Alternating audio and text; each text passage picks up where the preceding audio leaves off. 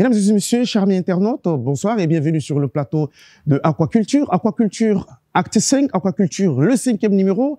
Charlotte et moi, nous avons l'honneur de recevoir ce soir sur ce plateau un artiste tchadien. Il est, chorégraphe, danseur international, Ahmed Taïgué, qui, après ses multiples voyages à l'international et son combat aujourd'hui en travaillant dans les camps des réfugiés, avec des réfugiés centrafricains, mais aussi ceux venus d'ailleurs, ensemble, nous allons l'accueillir sur ce plateau pour découvrir ce qu'il fait exactement dans ce monde artistique, mais aussi la meilleure, c'est de boucler avec une proposition qui nous sera faite par Charlotte. Bonjour Taïgué, bienvenue sur le plateau d'Aquaculture. Choisis ton chèque, c'est le truc. Vas-y, viens, on y va. J'espère que tu as apporté tes affaires de piscine. Malheureusement, elle est à sec, la vraie. Bon, mais j'ai mes maillots de bain dans la voiture. T'en auras besoin, t'en auras besoin.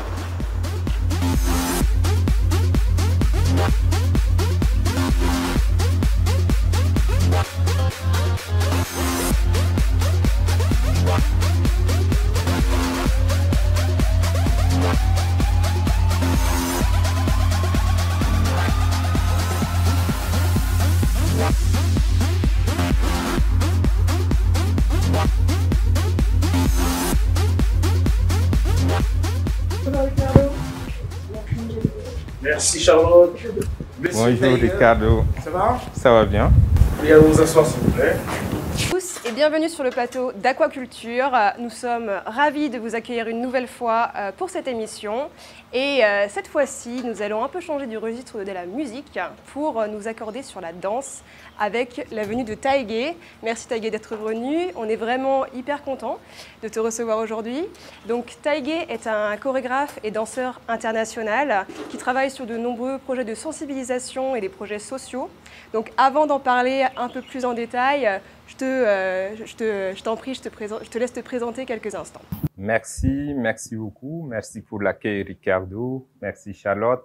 Merci l'Institut français. Je me présente, je suis Taïgué Ahmed, danseur chorégraphe et directeur artistique de l'association Damsena. Et Damsena qui veut dire dansons ensemble.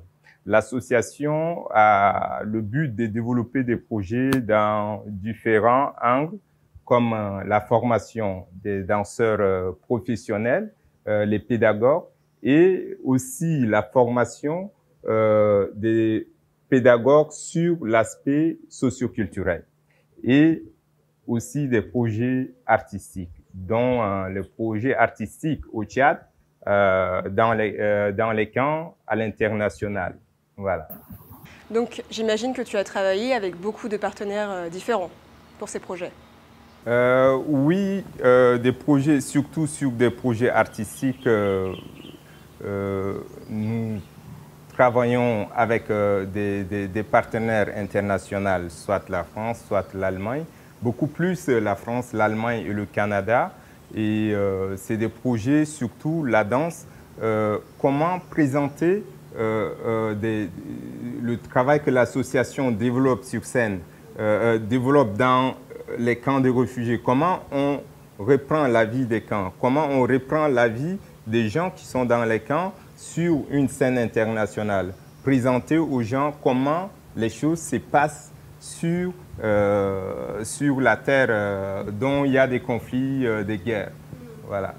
Concrètement, en termes d'activité, qu'est-ce que tu as mis en place à travers ces projets avec les des réfugiés, déjà les réfugiés sont des réfugiés qui sont venus, il y a plusieurs projets ici au Tchad.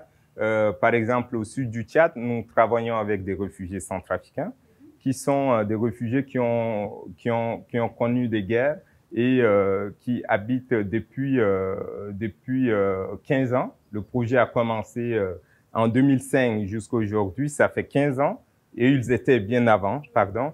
Et le projet, c'est comment permettre le réfugié à soigner son corps, de se sentir bien dans le corps, c'est-à-dire le corps traumatisé par la guerre, comment la danse peut le permettre de se sentir libre. Ça, c'est une des choses. La deuxième des choses, comment la danse peut créer des liens entre les réfugiés et les autochtones.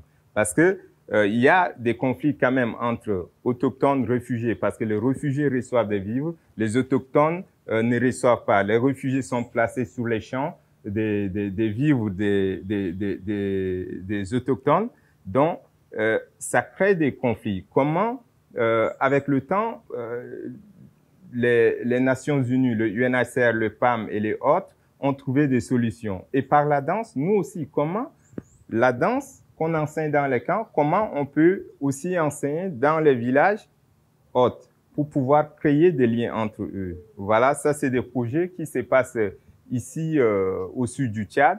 Et à l'international, par exemple en Allemagne, c'est des réfugiés qui viennent de différents horizons, des différents horizons, les 4 coins du monde. Donc ces réfugiés se retrouvent aussi abandonnés. Abandonnés comment? Parce que en Europe, il y a la culture des Européens, il y a la culture de ces réfugiés. Et les réfugiés viennent avec leur culture, mais il n'y a pas d'échange entre réfugiés et l'autochtone. Réfugiés et les jeunes Allemands ou les jeunes Européens. Donc, ces projets en Europe, c'est vraiment créer, permettre aux jeunes réfugiés qui viennent de différents horizons d'échanger et de présenter leur culture, la danse, de jouer la percu, de chanter, de s'exprimer. Le projet, ça leur permet aussi de pouvoir créer, de créer une danse qui leur permet de retracer leur arrivée comme en Europe. Est-ce qu'ils ont encore des futurs? Est-ce qu'ils ont encore un autre point de continuer leur aventure ou l'aventure s'arrête en Europe? Donc, il y a des questionnements. Voilà. Donc, c'est vraiment de créer des échanges entre eux. À travers ces échanges, quelles sont les retombées que tu as pu observer? Quels ont été les retours des populations locales et des réfugiés à travers ces projets que tu as menés? Les échanges, c'est aussi, il y avait plusieurs impacts parce que déjà, les ateliers sont créés entre les réfugiés et les jeunes européens. Après, les jeunes européens et les réfugiés ont joué ensemble. Ils ont joué ensemble des spectacles et il y a un public qui est un autre impact qui permet de vraiment permettre aux réfugiés de se sentir à l'aise, se sentir pas comme un réfugié, mais vraiment comme un artiste, voilà. Et les retombées, c'est aussi qu'ils ont créé des liens d'amitié entre eux. Voilà. En fin de compte, Monsieur Taïgué, ce que vous êtes arrivé à faire permet facilement la réinsertion des réfugiés dans la société, le retour dans une communauté et leur acceptation par les autochtones. Exactement, exactement. En Afrique, c'est ça le but. Et aussi en Europe, le but est de créer aussi ces liens parce que ça, on voit même entre les réfugiés qui viennent de différents horizons, il y a déjà des tensions entre eux, des tensions entre les réfugiés qui viennent d'Afrique, qui viennent aussi des pays arabes. On voit que dans l'école de la formation des langues où j'intervenais, on voyait des clans, on voyait comment ils s'entendent pas entre eux, même par les profs qui me disaient que les profs me disaient que entre eux ils s'entendent pas. Donc comment créer ces liens? Créer ces liens, déjà c'est une méthode que j'ai développée, c'est-à-dire comment on peut commencer à faire des étirements comme un artiste professionnel, créer des jeux de contact qui permettent de vraiment, sans se rendre compte, de prendre l'autre dans ses bras et avoir des sourires, des rires, et des jeux, des noms qui leur permettent d'échanger des noms facilement, à se connaître des noms et aussi les former à être eux-mêmes des formateurs de leur propre danse. Donc, ils se retrouvent, ils ont confiance en eux quand ils enseignent. Donc, ça ouvre vraiment des portes de créer des liens. Alors, en vous écoutant parler, Vous avez créé votre méthode qui permet de créer, de tisser des relations, permettre à ce que les uns se frottent aux autres et qu'ils se connaissent davantage. Cette méthode aujourd'hui, qui est la tienne, est en train d'être acceptée dans plusieurs universités par le système des Nations Unies, parce qu'un peu partout, il y a la guerre, il y a les réfugiés, mais on a du mal à permettre à ces réfugiés une insertion, une intégration ou être acceptés. Donc, du coup, vous créez quelque chose et votre chose est en train de prendre une dimension internationale. Est-ce qu'aujourd'hui, vous êtes fier de cette méthode que le système des Nations Unies voudrait faire de ça un projet carrément pour toute la planète Terre, pour les différents camps de réfugiés dans le monde? Ben, déjà, l'idée, c'est comment, déjà, je remercierai aussi l'université de Leeds qui a commencé à croire au projet, dans les camps, et aussi le UNHCR qui a cru et qui m'a donné la confiance totalement de travailler dans les camps. C'est-à-dire, toute l'expérience que j'ai vécue, cette expérience, ce qui m'a coûté, pour moi, ça m'a rien coûté. Ça m'a vraiment enrichi de connaître les réfugiés. Ça m'a enrichi, ça m'a appris beaucoup de choses.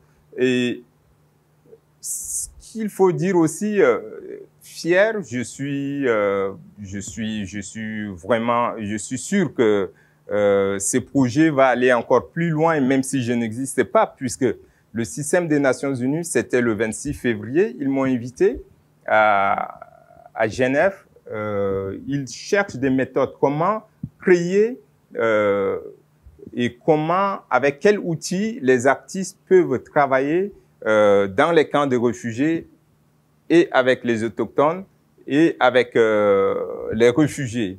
Et j'ai présenté le projet sur la méthode, le livre que j'ai commencé à ébaucher, le draft, j'ai commencé à faire présenter le projet du livre et ils m'ont demandé est-ce que vraiment ils peuvent utiliser mon schéma pour les Nations Unies, les opérateurs culturels, les écoles de formation et tout de suite, pour moi, c'était même l'idée de partager. C'était l'idée de partager avec d'autres artistes dans le monde, des chorégraphes, des formateurs, des pédagogues, de pouvoir, des scientifiques, des anthropologues, de pouvoir travailler ensemble. Et voilà, c'est le faire dans le monde entier. Ouais. Moi, j'ai une préoccupation.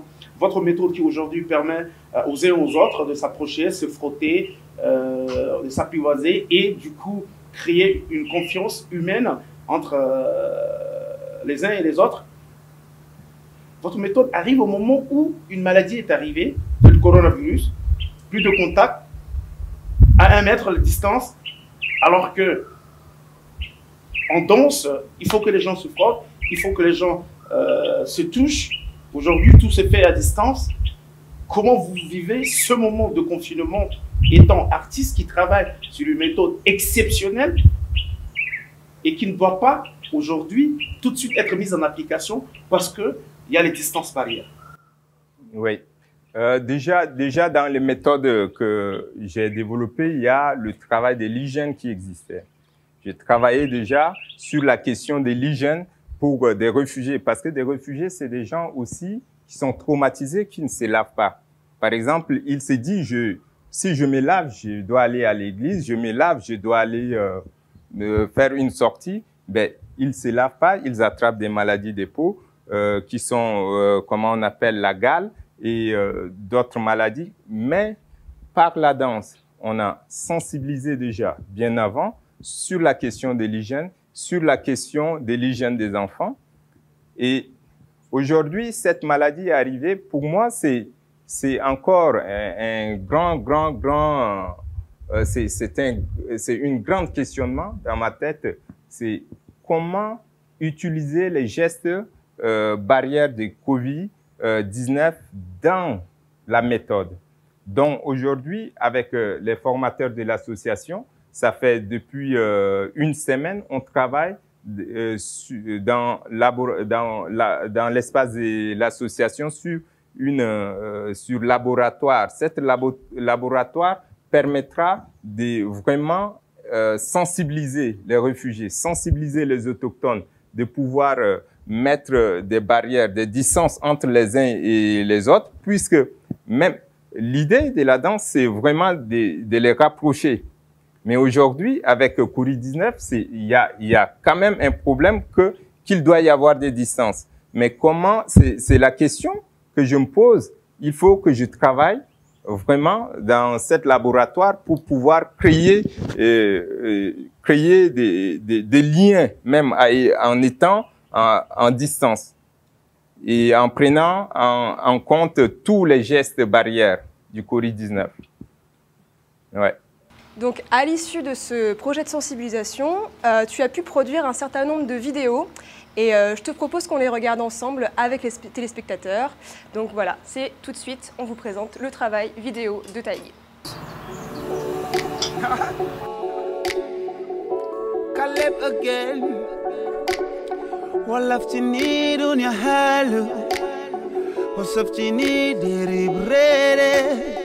ورتيني أنا سيدة ودرتيني هاي جميلة. If it's only the memories, so tell me why I'm so dark inside. ولفتيني دنيا حال وصفتيني داري بريدة ورتيني أنا بسيدة ودرتيني هاي حلوة. Stop à Covid-19. Tu reviens d'un long voyage en Europe où tu as été en Allemagne notamment, ainsi qu'en France et dans d'autres pays. Et tu es revenu en début d'année, donc juste avant d'être frappé par le Covid. Donc j'imagine que ça a bousculé quelques-uns de tes projets. Donc une fois que tout ça sera fini, quels sont les projets qui t'attendent en fin 2020 et en début 2021? Ben, déjà